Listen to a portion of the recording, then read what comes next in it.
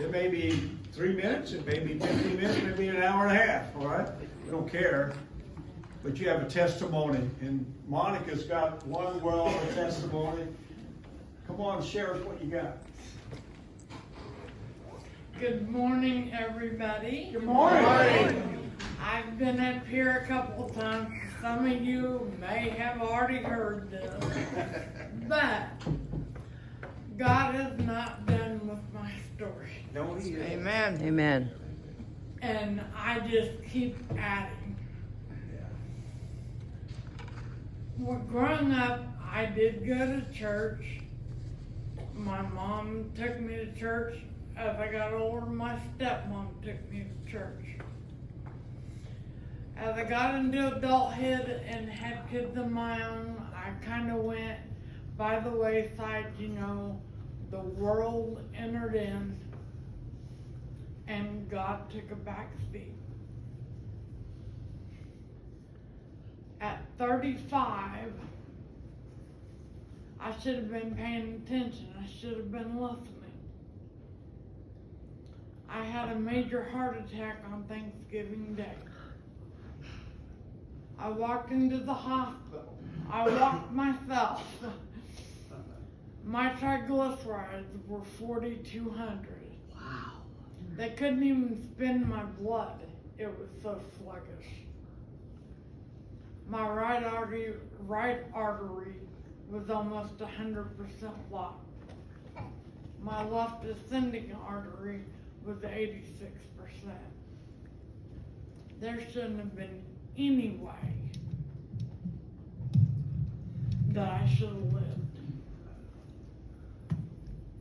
I had 4 stents placed, and they sent me on my merry way. 2 years later, I had my second heart attack. They placed 3 more stents in my heart. So at this time, I have 7 stents in my heart. They cannot place anymore. I've had a hip replacement within that time.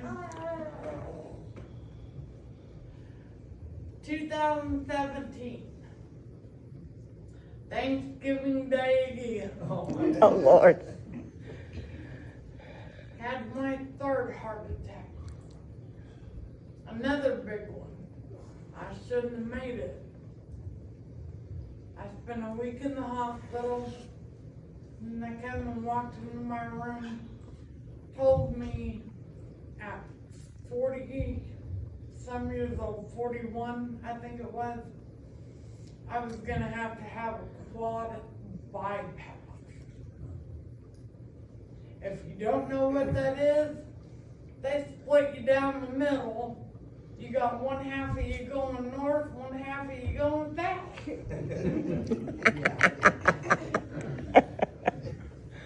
Oh, Papa, I love her. You know, this was a major surgery.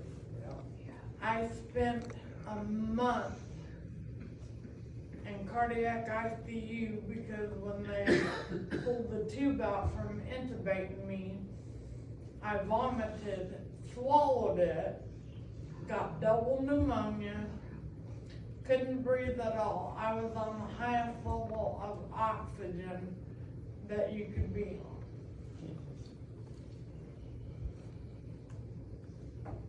Still didn't get it. I still survived, but I still didn't get it.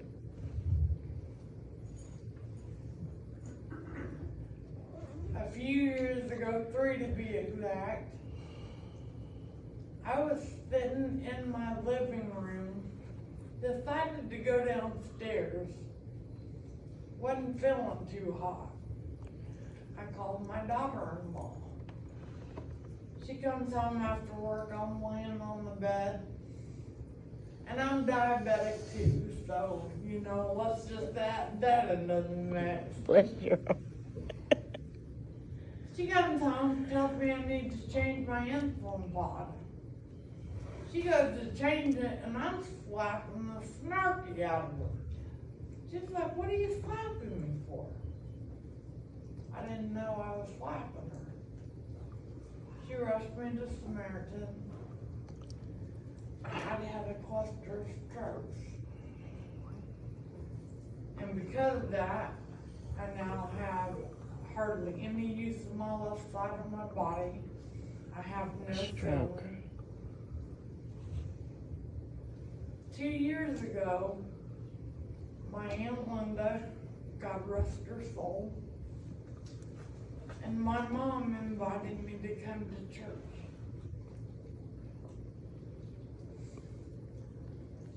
Best thing I could have ever done. I started coming back because when I walked through those doors, it felt like home. Amen. I felt the love in this church. Amen. I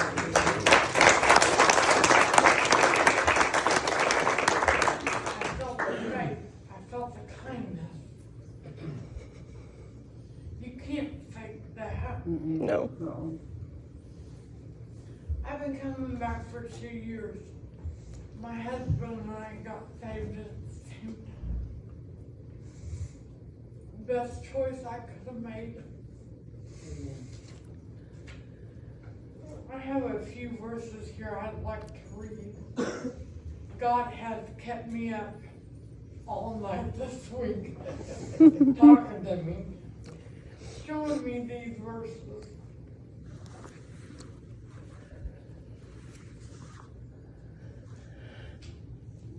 The first one is Philippians 4:4. Rejoice in the Lord always, and again I say rejoice. God gives us situations not to shatter us, but to show us who is in control. No one God used in the Bible had an easy path. Yet he guided, guaranteed, and shaped them for his glory. He's offering us the same. When life gets heavy and seems too much to bear, don't pray for relief. Pray for the strength to carry on and endure. True joy comes not from circumstances, but from God.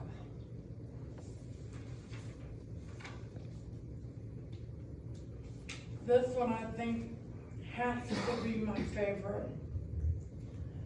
Psalms 46:10.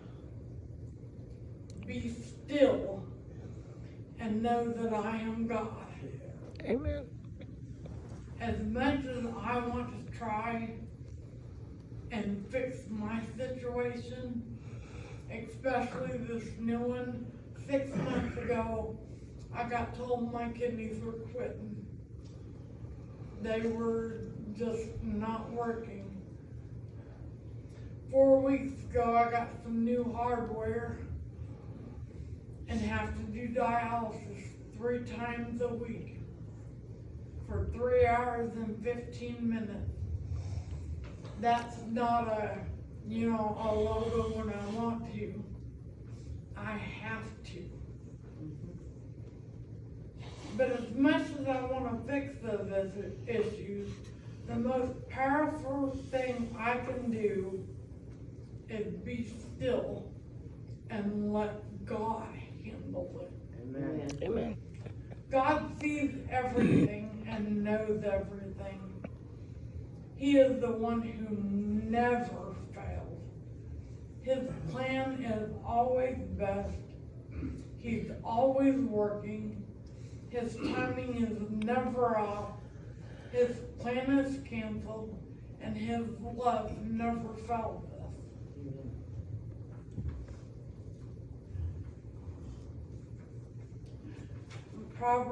Proverbs 3:5-6. Trust in the Lord with all thine heart, and lean not unto thine own understanding. On all the ways acknowledge him, and he shall direct thy path. If it's God's will, it will happen. But if it's not, He has a better plan. Have peace with that. Not once in the Bible did it say to worry, stress, or try to figure it all out. But it does say over and over to trust God. God is bigger than your worries and fears. His plans are more beautiful than your disappointments. When God is all you have, you truly have all you need. He's got you always. Isaiah 43, my God's not gonna get to where I can't see. 43:18. Remember ye not the former things, neither consider the things of old. We all have things in our past we wish we could change, mistakes we made, opportunities missed, people we hurt, or those who hurt us. But here's the reality, you can't go back, you can't relive yesterday, no matter how much you want to. But you can choose what you do today. You can start fresh right where you're at. God's not asking you to pretend that it didn't happen. He's asking you to not let it define you. He's saying to move forward, to trust Him. I'm not done with you. Maybe right now you're uncertain. You're not sure which way to go, and that's okay because you don't have to have it all figured out. You just need to take one step at a time. Faith isn't about having a perfect map. It's about trusting that God knows the way, even when you don't. Every struggle you're facing right now is not random. It's not meaningless. God can use it to grow your faith, to build your character, and to draw you closer to Him. The truth is, His plan for you is bigger than what you see or can imagine. His timing isn't your timing, and that's frustrating sometimes, but it's always right. So I want to encourage you today to trust that God sees the bigger picture. Trust that the God who isn't limited by your past, your mistakes, or even your fears. He's working even when you can't see it. He's preparing good things ahead and things you never imagined. God's plan is worth it. The storms Satan sent to break you, God will use to build you. Exodus 14:14. The Lord shall fight for you, and you shall hold your peace.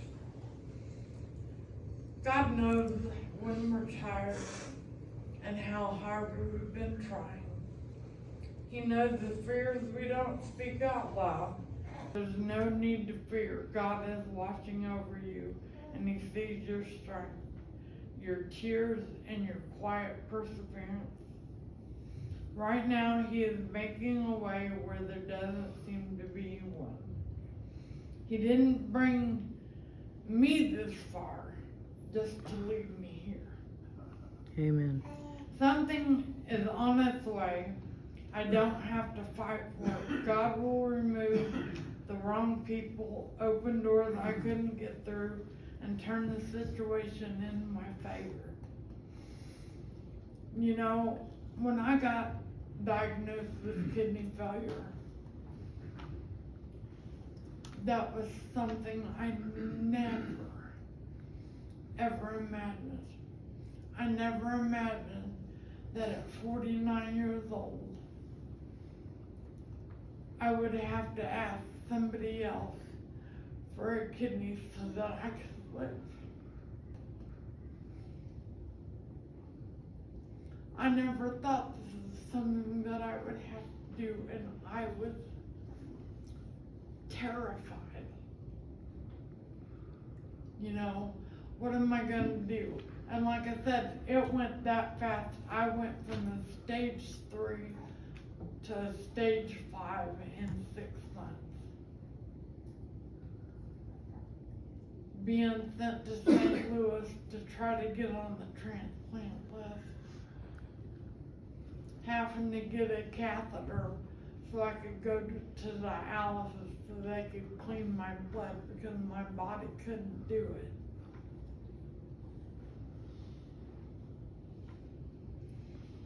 But because of my family, my aunt, my stepmom, my husband, my children,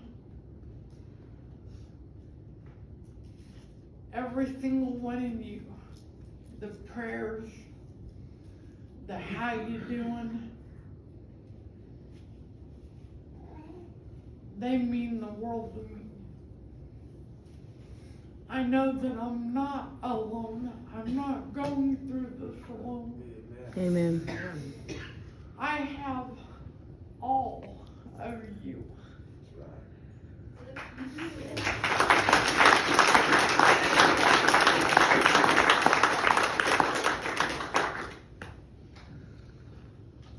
God had the kidney for me.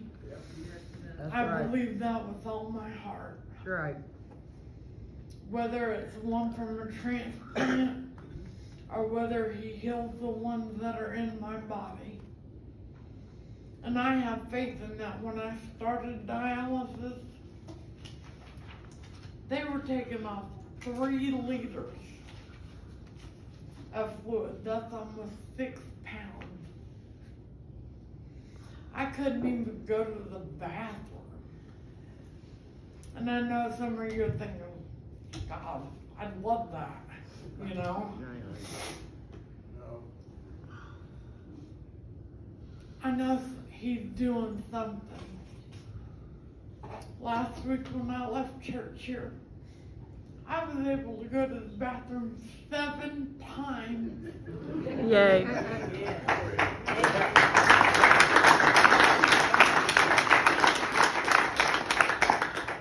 This last week, they've only had to pull 1.2 Awesome. Amen. kilos of water off instead of 3. Wow. Amen. God is moving. That's right. He is coming back. If you haven't accepted God, I encourage you, I implore you, do it now while you still have the chance. Because when he comes back and those trumpets sound, it's too late. If I hadn't accepted God, I wouldn't have the life I have today. I wouldn't be here. Amen. So God bless each and every one of you.